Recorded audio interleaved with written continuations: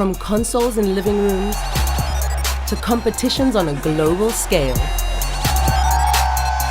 video gaming has come a long way. Let's just say it's the right time to be in gaming right now in Africa. No longer simple kids play, now it can mean a payday. They were the underdogs, but they did it. And then there's the fame. In 10 years, I see myself being the most recognized esports athlete on the continent. From the training grounds to the proving ground. These are the African gamers who've made it to the top and are ready to take it to the next level. This is the rise of esports in Africa. This is Inside Africa. Let the games begin.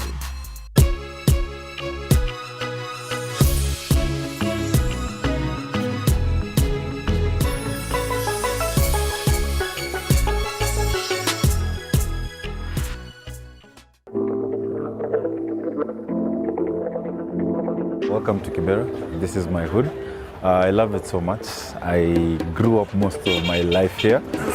If it wasn't for gaming, I wouldn't be here today. I chose gaming instead of crime and all those other things, and that's the reason I'm here today. Living here, this is the hood. You have to do everything or know everything to survive. I think that's how I've got this far. So I started out as a storyboard illustrator. And then I went and moved on to hotel animation where I was a fitness instructor. And then after that, I went to school a bit, did graphic design, did photography, and now I'm a gamer. The good thing about Kibera is you're low and you can't go any lower than where it is. The only place left for you is to go higher. So I just kept pushing myself and telling myself I don't have limits. Meet Brian Diang'a, widely known by his gamer tag, Beast. He's one of Kenya's rising esports stars. Confident and charismatic, he started making a name for himself at an early age. I remember when I was in first or second grade, PlayStation 1 was introduced, and around the vicinity of the school there was a place where somebody had actually opened a gaming den, and it was called After Homework, which guys went before they did their homework. I remember skipping school for 2 weeks and just going straight to the gaming den. It got to a point where when people couldn't pass a mission, they would pay me to pass for them the missions. I was the guy to look for if you're stuck in a place. Brian's game of choice became Mortal Kombat, a hand-to-hand battle where you fight to survive. Unable to afford a console of his own, he honed his skills watching YouTube tutorials and studying other players online. Then, in 2014, the Beast was born. Fight. I went to free tournaments and I used to beat people. I never became number one. I was usually number two. But there was a way I was fighting with guys. If I put you in the corner, it's just pressure, pressure, pressure. They just say, this guy is a beast. This guy is a beast. This guy is a beast. And that's how the name Beast stuck. There's a big difference between Beast and Brian. Beast is known as an aggressive go-getter. You'll hit me, but I'll come back even harder. Brian is soft compared to Beast. Beast is an animal, and then Brian is the total opposite. I don't talk where people don't know me. I'm usually silent, and I'm usually just helping guys out. Esports, aka electronic sports, are a booming worldwide business. Think competitive gaming at a professional level. We're talking packed arenas, organized teams, and a rabid fan base. And while these athletes may not look like your regular superstars, they're pulling in huge paydays and massive endorsements, all based on their ability to win. E-League Major Champion. When the first tournament was held in Kenya, I think the registration had almost, if at most, it was 12 people. But since then to now, we have a registration of more than even 40 to 50 people. So with these numbers, it just shows that people are now aware this is working. So we can say we are heading in the right direction. As a kid growing up, I didn't picture it like this. I was just playing to escape from reality. and I still do that to date. It helps me escape. If I want to relax, it's gaming. If I want to think, it's gaming. It has just shaped my life in the, like, to have that patience, you know, to let life work. And that's the beauty. That's how I see gaming works for me. Half a continent away, another expert gamer has been navigating a similar path. I'm Jabhi Mabuza, gamer tag is JabhiM, and I'm 27. JabhiM got his first taste of gaming in the arcades around Alexandra Township in Johannesburg. I got into gaming probably at the age of 6 or 7. My dad actually came back from work and he said, let's go. And then after we went to an arcade, a local arcade, we started playing together. I died first because I was a kid and he's more experienced. So I died first and I would ask him to die as well so we can start the game from the beginning, you know. So then from there, I started going alone. You know, I started saving up coins, you know, saving up my money just only for games. Since I started was completing most games and beating people, I started now thinking, is there a scene for this? You know, a tournament scene. You know, it became like a dream, like, because me and my friends, we'd save money, take cabs to other townships and go and play people there. Whether in the arcades or on an old home console, the goal was to become a contender. In 2017, Jabhi got his shot. He entered his first tournament as a street fighter, another game where quick wit and mental toughness come in handy, as does having the latest technology. So me, I always had the previous console. What I did then was me and my little brother, we practiced on the previous installation of the games, and then to try and get ourselves ready for the tournament. We got there, we didn't know the mechanics. It was like totally different, you know, from what we're playing. And I had someone who actually was impressed that we were actually watching games on YouTube, and then we're gonna try our luck in the tournament. And he said, no, I can't practice on my console until you guys can afford your own console and then practice by yourself. That's what helped me a lot. During the day, I am a IT technician, in brackets as support engineer. When I come back from work, most likely the first thing I do, I play Street Fighter 5 for about an hour or two, sometimes 3 hours. And on the weekend, that's where I go for a long time. You know, fighting games, you're consistently learning. You know, there's always new stuff to learn because you're facing another opponent, you know. So you're always thinking of how to deal with that opponent. So if you're not stubborn, it's a lot easier for you to learn, you know. JabhiM went professional 2.5 years ago, traveling to tournaments in Cape Town and Japan. It wasn't long before he was signed by Goliath Gaming, the South African multi-gaming powerhouse representing some of the country's top talent. Currently now, how I look at my career, it's in the best place possible, like the best situation possible, especially considering how hard it is for a fighting game player in South Africa to get sponsored, you know. But the one thing that I have in mind is definitely to get myself to a level where I can compete with the other competitors outside the continent, you know, get to a level, because I was in Japan and I could see, I felt the skill gap, you know, so now it's covering that skill gap. And with being sponsored, I feel like I can get there quite quickly. Sponsorship brings respect and, more importantly, access to the world of international competition, where life-changing prize money awaits. You're world champions! In 2019 alone, more than $215 million were paid out in tournaments around the world, with the top player earning nearly $7 million in prize money. Africa's best gamers are still trying to crack the code. I would say the big difference is information. You know, South African players don't share information. Japanese do that on a regular. You know, that's why they're like, almost every tournament you always have a Japanese in top 8. You know, so that's for me, I think that's the biggest thing that we don't do, is share information. Up next, a world-class training facility trying to bring Africa's elite e-athletes together and give them a fighting chance. And later, a queen among the brawlers.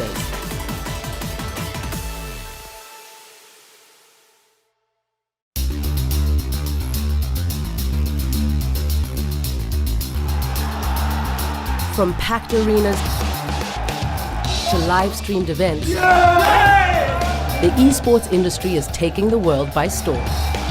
Generating over $1 billion in revenue globally, the impact of this boom is being felt across Africa. With hotspots like Egypt, South Africa and Nigeria on the rise. And it's no longer just kids play.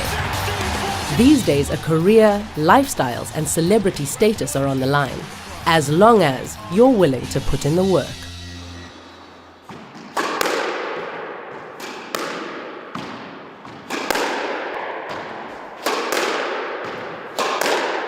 Sorry, I'm a bit out of breath here. But squash I've always seen, it's one of the sports that physically and in terms of endurance tests an athlete to his highest ability. Thulani Sishi once had dreams of being a professional athlete. He just never imagined it would be playing video games. Most people know me as LightRTZ online. Back in the day, it was Blanimal, Black Land Animal, can you imagine? A veteran in the South African gaming scene, LighteRTZ made his name in the multiplayer first-person shooting game, Counter-Strike. Counter-Strike is a 5v5 game. So the best example I give to people is basketball. In Counter-Strike, you'll have your two posts, which are your support players, your sniper rifle, which are equated to your point guard, and then your two posts or shooting guards. For Thulani, who played rugby before an injury cut his career short, there are plenty of parallels between esports and traditional athletes. Believing in your own skill set, believing in your own decision making and ability to know you're making this decision for not just yourself, for the rest of your team to prosper. Trust is one of the biggest things I learned during my rugby days. Yo, he's accurate. You know, you got to be the brother to the person next to you, making sure, you know, if they're having a cut game, you're picking them up and you put them on your shoulders and you're making sure, you know, the confidence stays there and the rest of the team feel the atmosphere and the aura that you bring to the field. Today, he spends most of his time managing the team at Goliath Gaming, which was founded in 2017 by Thulani's mentor, Ashton Muller. It's better for the world. Here, the players have access to a sports psychologist, yoga lessons, a gym, PR team, and a manager. All this to prepare them mentally, emotionally, and physically for high-stakes competition. In 2018, Egypt was Africa's biggest video gaming market, followed by South Africa's industry, which created $216 million in revenue that same year. This might sound pretty impressive, until you compare it to the United States, which raked in $31.5 billion in 2018. While the sky's the limit when it comes to making money, many of the pros in Africa say they're still stuck on the ground floor.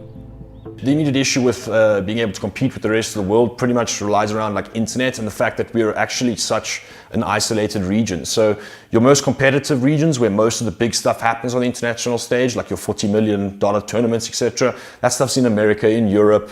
Those are your main two scenes. But the reality is there's not much one in Africa, let alone, you know, South Africa. And if you look at the world map, it basically becomes an uneven, you know, playing field. But the team at Goliath believe they have a fighter's chance to change the game. Especially after one of its players became the first ever gamer from the African continent to land a sponsorship with Red Bull. When they told me I'd be the first Red Bull athlete in Africa in the Southern Hemisphere, it was actually news to me because I don't really believe it would be me, but then it was me, I was the chosen one.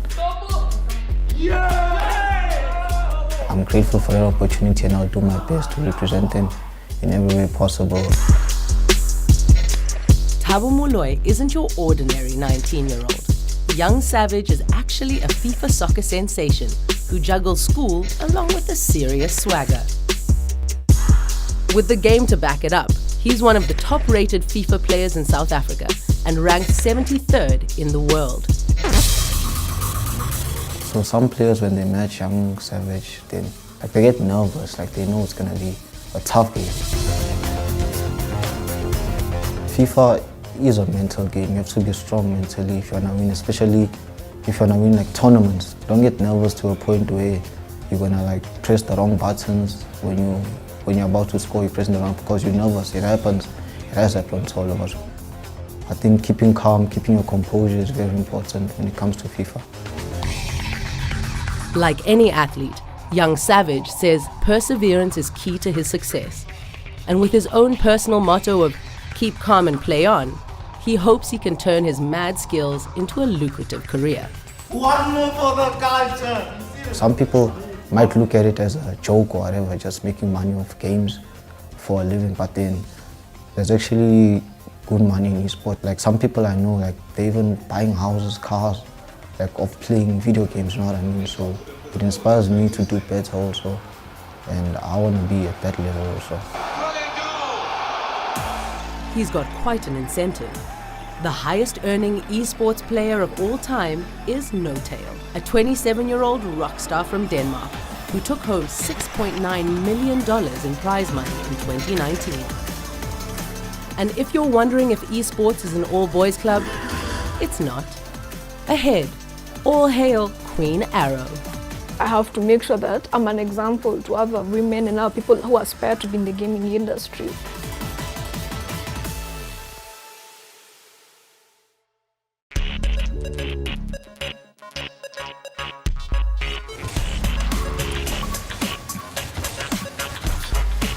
Esports has become a global phenomenon.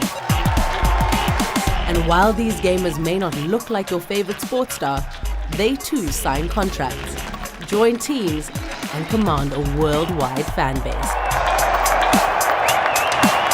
As the allure of esports stardom spreads across Africa, new faces are joining the party.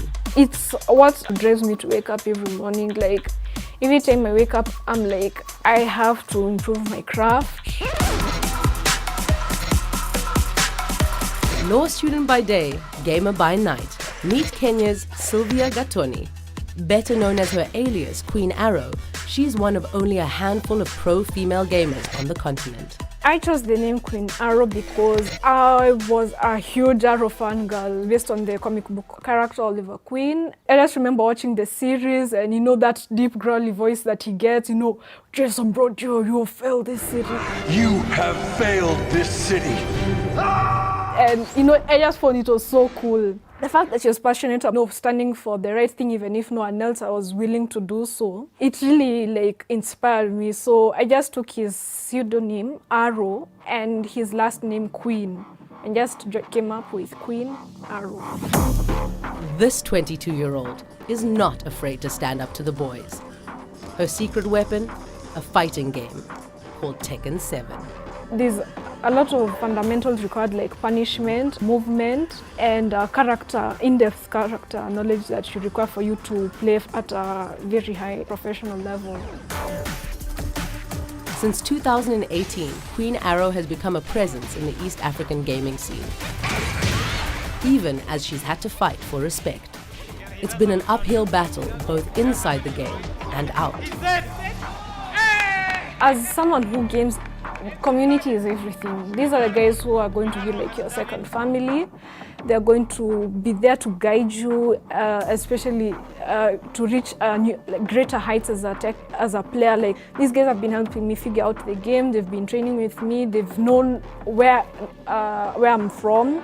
I started at the bottom, and now they were there to guide me. And even if I was frustrated, they were there to just lift me up and say it's okay, it's gonna get better. And they've had my back, so I love them a lot. I don't tell them that a lot, but I love them. There are several challenges that I've had to experience, primarily being sexism, in that there's some men who do not like the idea that I've made it as far as I've made.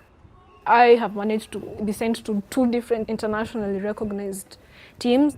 So they say that the only reason that I've gotten signed is because that I'm a woman, and it's not because of my hard work and my skill. To be honest, such remarks are hurtful, and they kind of tend to undermine my determination and my hard work. Sylvia is determined not to let the noise interfere with her dream. As she navigates this industry as a woman and also prepares for a career in law, she's got her sights set squarely on the end game. For me, I have to be the person who made it, the woman who made it. So for me, nothing less than excellence is enough. We don't have many women, so you don't have a support system from people who share the same gender. I have to work really hard. I have to make sure that I'm an example to other women and other people who aspire to be in the gaming industry. I hope to at least create some of the laws that are going to be used as the foundation for the gaming community, and also create laws that regulate microtransactions.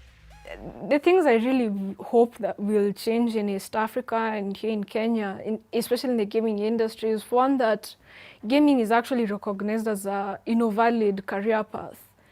Because right now, for a lot of people, it seems like we are just wasting our time and our resources and energy, whereas we could go for something safer like law or medicine or the conventional career paths. Pro gaming across the continent still faces substantial challenges, from bandwidth and servers to sponsorship and access.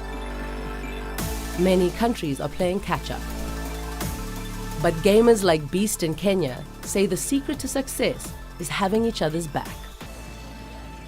I try to take care of the community in that things like mentorship for kids around the hood. I try to give them my stories, things I've passed through, to help them overcome the challenges they are facing in this life. I go around telling guys, people know me because of playing video games. This is something you say can spoil your kids, can make your kids become thugs and stuff like that. But look at me. I'm a living example that this can work. I feel like the future is heading in the right direction.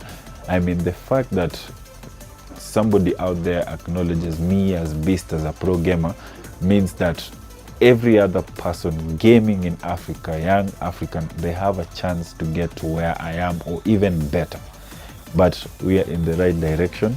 I mean, Rome was not built in a day, so step by step and we'll get there.